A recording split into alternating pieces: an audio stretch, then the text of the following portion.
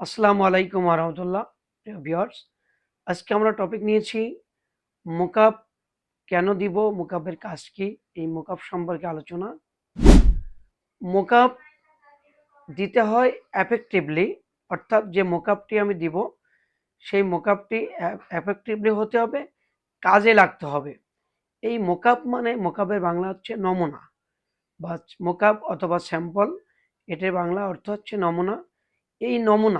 এই নমুনাটি দেখে কাজ করবে এবং মানুষের স্বভাবগত অভ্যাস হচ্ছে কাজ করতে করতে অনেক সময় ভুলে যায়।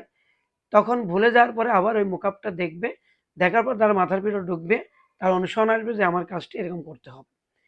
তো এই মোকআপটা বিশ্বের যেখানে আপনি যান না কেন, প্রত্যেকটি বিষয়েরই মোকআপ দেওয়া হয়।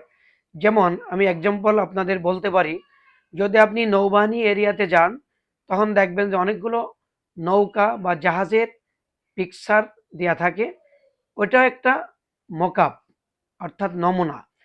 তো মোকআপ আমরা দিয়ে থাকি সাধারণত, আমরা অনেকে চিন্তা করি যে দিতে হবে, দেওয়ার নাম দিতে হবে, নামমাত্র দিতে হবে। এটি এরকম না। মোকআপ হচ্ছে আমাদেরকে এমনভাবে দিতে হবে যে ওই স্টাইলের ভিতরে বা ওই আইটেমের ভিতরে সুন্দর একটি প্রসেস বা মোকআপটা হতে হবে একদম স্যাম্পলের মতো। আমরা দেখা যায় আমরা মোকআপ দিই অ্যাজ ইট ইজ, নর্মালভাবে একটা মোকআপ দিয়ে আসি।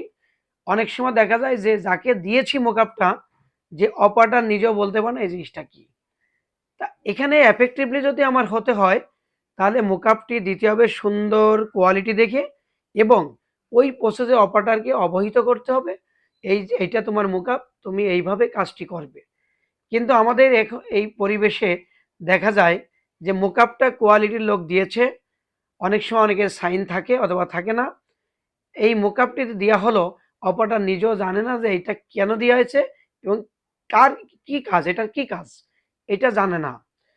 এটার নিয়ম হচ্ছে একটি মোকআপ বানাইতে হবে, মোকআপের ফরম্যাটে বসাইতে হবে, টেকনিশিয়ানের সাইন নিতে হবে, এপিএম এর সাইন নিতে হবে, পিএম এর সাইন নিতে হবে, সুইং সুপারভাইজারের সাইন নিতে হবে এবং কোয়ালিটি কনসার্ন যারা থাকে সবার সাইন নিয়ে সবার অবগতি হয়ে তারপরে মোকআপটি দিতে হবে এবং যে অপারেটর কাজ করবে ওকে বুঝিয়ে দিতে হবে যে এটা তোমার মোকআপ, এটাই তোমার আইডল, এটাই তোমার আইডল, এটা তুমি এটা তুমি দেখে কাজ করবে এবং এইরকম হতে হবে।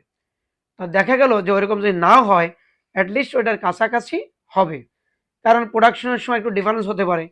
কিন্তু দেখা গেছে যে অপারেটর হয়তো কাজ করতে করতে একটু এলোমেলো হতে পারে, ভুলে যেতে পারে, তাহলে ওই মোকআপটি আবার দেখলে তার অনুসরণ হবে যে না আমার কাজটি এভাবে করতে হবে।